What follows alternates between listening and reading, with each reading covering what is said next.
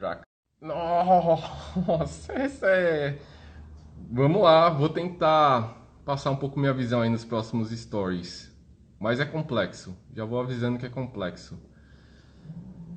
Vamos lá. Ó, vamos lá, até desenhei aqui. Não porque vocês não entendam, mas é porque fica mais fácil demonstrar, tá bom? São duas coisas. Primeiro é o envelope e segundo são os harmônicos. Vou explicar cada um dos dois. Falando primeiro do envelope, ele é um gráfico de tempo versus volume, tá? Então, quando você palheta a sua guitarra lá, primeiro você vai ter o ataque, que é essa primeira linha. Depois o decay, depois o sustain e depois o release. Então, quando todo mundo fala, essa guitarra tem mais sustain, piriri, parará, a gente está falando dessa linha aqui, tá? Isso é o que a gente consegue ver de volume versus tempo quando a gente dá uma palhetada em uma nota específica. Beleza? Esse é um ponto. O segundo ponto é que as cordas vibram em harmônicos. Então você tem o fundamental, você tem o segundo harmônico, terceiro harmônico e o quarto harmônico. E eles acontecem em volumes diferentes. Como naturalmente eles acontecem em volumes diferentes, note que esse primeiro gomo aqui, ele tem uma amplitude maior do que os outros. Então ele precisa de espaço para vibrar. Se você deixar a corda muito colada, ele não acontece. Ou acontece com um volume muito pequeno, que é relativo à amplitude que ele consegue vibrar. E daí o que acontece? Os outros harmônicos acabam se destacando. E por isso você sente quando a guitarra está com a corda muito baixa, que ela fica mais aguda.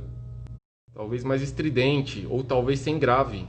E é porque o harmônico fundamental não consegue vibrar o tanto que ele deveria. Você escuta mais os outros harmônicos, tá? Então isso é o que... Aí tem uma técnica que chama harmônicos artificiais, talvez, na guitarra, né? Que você dá uma palhetada e dá uma encostadinha no dedo em algum lugar, e daí fica bem agudinho. Sabe o que é isso? É que você está palhetando na maior área de amplitude de um harmônico específico e encostando o dedo bem no nó. E daí ele mata todos os outros harmônicos de cima e só deixa soar esse harmônico. E por isso você consegue harmônicos artificiais em locais diferentes da palhetada e onde você encosta o dedo. E é por isso também que se você palhetar e der um tapinha assim, bem no meio da região da corda onde você está, você consegue o segundo harmônico. Vocês já fizeram isso? Isso é tudo que você pode testar aí na sua guitarra hoje. Então, para você escutar o segundo harmônico, você pode encostar o dedo na casa da 12ª e palhetar a corda solta. Vai vir o harmônico, que é o segundo harmônico, né? E daí não vai ter a principal, ele vai ser mais agudo. Legal, né? Se você quiser o terceiro harmônico, você encosta o dedo em 1/3 do comprimento da corda e palheta. E daí você vai escutar o terceiro harmônico. E assim por diante. E daí, quando você coloca o dedo, né? Você coloca o dedo aqui no nó. E daí você evita que vibre todos os harmônicos de cima. Pô, é legal isso, não é? E daí, talvez daqui venha aquela frase: o timbre está na mão. E por que eu falo isso? Dependendo da região da corda que você palhetar, você vai conseguir um timbre ligeiramente diferente. E você vai mudar o volume entre os harmônicos para o resultado final. Então, você pode fazer até um teste aí. Tenta palhetar com a corda solta na casa 12ª, que é onde teria a maior amplitude do primeiro harmônico. Note que o som vai ficar mais cheio, bem mais cheio. E conforme você for palhetando mais na direção da ponte, o som vai ficando mais fininho, mais magrinho, porque você está aumentando o volume dos harmônicos secundários, terciários ou quartos. Então, em resumo, quanto mais harmônicos você tem, mais cheio é seu som. Quanto menos harmônicos você tem, ou matando os fundamentais e o secundário, mais magro seu som vai começar a ficar. Esses dois elementos é a base do timbre da guitarra, tá? E como seria timbre de outras coisas? Vou demonstrar aqui. Temos mais alguns elementos. Quando a gente combina todos esses harmônicos que estão acontecendo, o sinal da guitarra vai parecer alguma coisa com isso aqui, ó, uma nota, tá? Essas quebradinhas são os harmônicos, a consolidação, enquanto uma senoide perfeita seria um mid ou um diapasão, né? E aqui, quando a gente vê um gráfico de amplitude versus frequência, a gente vê que a guitarra vai ter várias frequências na mesma nota, em volumes diferentes. são exatamente os harmônicos, enquanto um MIDI, um diapasão, só tem uma frequência acontecendo. Então isso aqui é o DNA do seu timbre, tá? Deu para entender? Ah, legal, então toda guitarra tem os mesmos harmônicos e tal. Não, é mais complexo que isso. Isso é um gráfico de uma linha de estudo que chama mecânica vibratória. E aqui é uma representação de uma guitarra. Esse quadradinho é a massa centralizada de uma corda. Na vida real é muito mais complexo, ela é distribuída entre os pontos de apoio, tá? Mas só para exemplificar, estou centralizando aqui. Aqui é o corpo, a massa do corpo. E por último, isso aqui seria você. O que você está segurando o corpo ou a guitarra, tá bom? Então o que acontece? Como a corda está encostada, né, em dois pontos, a gente tem em um ponto de apoio um efeito mola, que traz a ressonância, e um amortecedor, que a gente poderia considerar o ar, né, a resistência do ar, e a resistência magnética dos captadores. Isso influencia a ressonância da corda. E tem a ver com os pontos de ligação com a massa maior, que é o corpo e o braço, né? E ele também tem um efeito de mola, que ele vai ressonar em algumas frequências, e amortecedor. O amortecedor são as madeiras. As madeiras agem como filtro para algumas frequências vibrarem menos, geralmente menos, né? E a mola é a ressonância, é o que destaca algumas frequências. Então note que o ambiente em que a corda está instalada vai mudar diretamente as frequências, o volume das frequências que vão ressoar e por sua vez o histograma de frequência do nosso sinal. E daí você pode também entender isso da seguinte forma. Temos guitarras semiacústicas, certo? Elas têm um filtro maior para frequências mais agudas. Então o que acontece? A mesma corda, o mesmo captador, você tem um som com volume menor de agudos, né? Que acaba ressaltando graves e médios. Por isso tem um som mais fechado. Conforme você vai deixando a massa maior ou diminuindo esse efeito de filtro, você vai tendo frequências da corda, porque filtra menos. Só que nem sempre é desejado ter todos, né? Porque o nosso ouvido talvez não goste muito de agudo. Então a madeira é um ótimo filtro para isso. Por outro lado, quando você segura a guitarra, você diminui o efeito mola. Ela ressoa menos, porque você está colocando mais amortecedor. A sua mão é um amortecedor.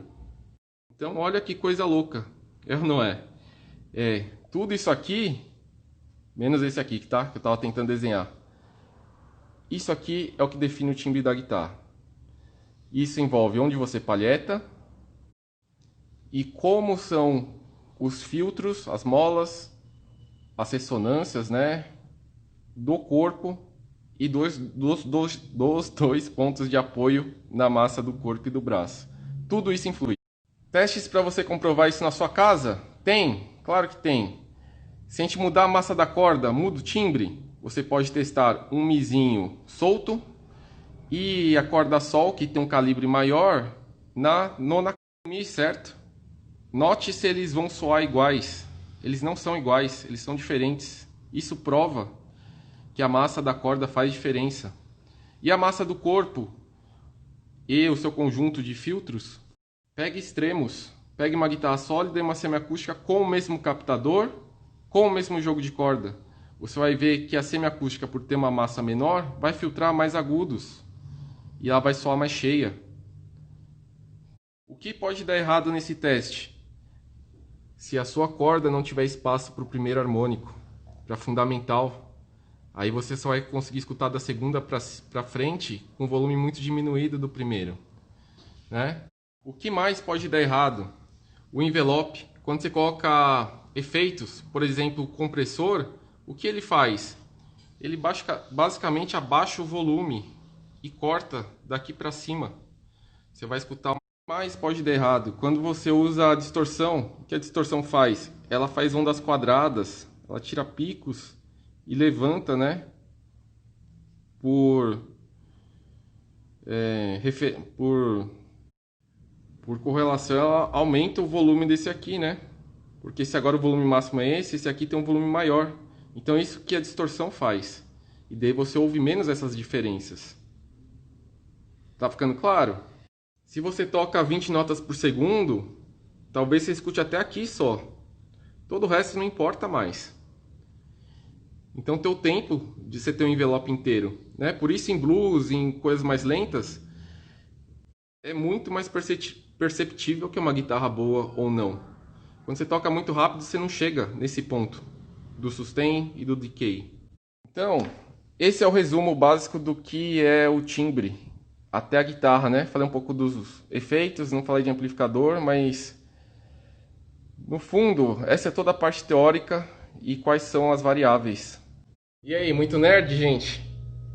Tentei passar aqui em 15 segundos, né? Histórias de 15 segundos, um tema super complexo, mas espero que faça sentido para vocês, vocês consigam observar essas coisas no dia a dia de vocês.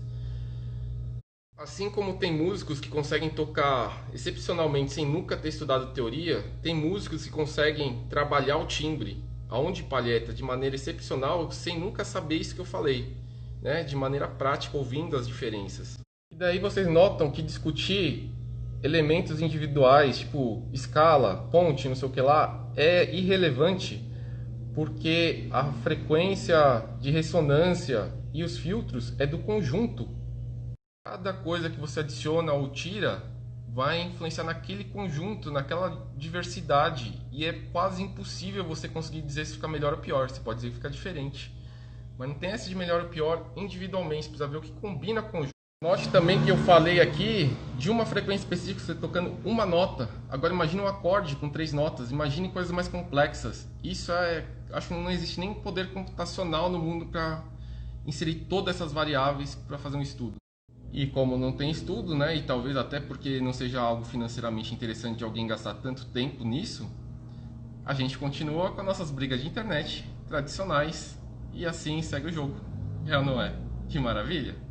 Só, esse é um tema muito vasto e eu, assim, em pouco tempo, meio que improvisado aqui, esqueci algumas coisas que eu acho que é relevante falar. Por que um single soa mais magro do que um humbucker, por exemplo? Às vezes o single está posicionado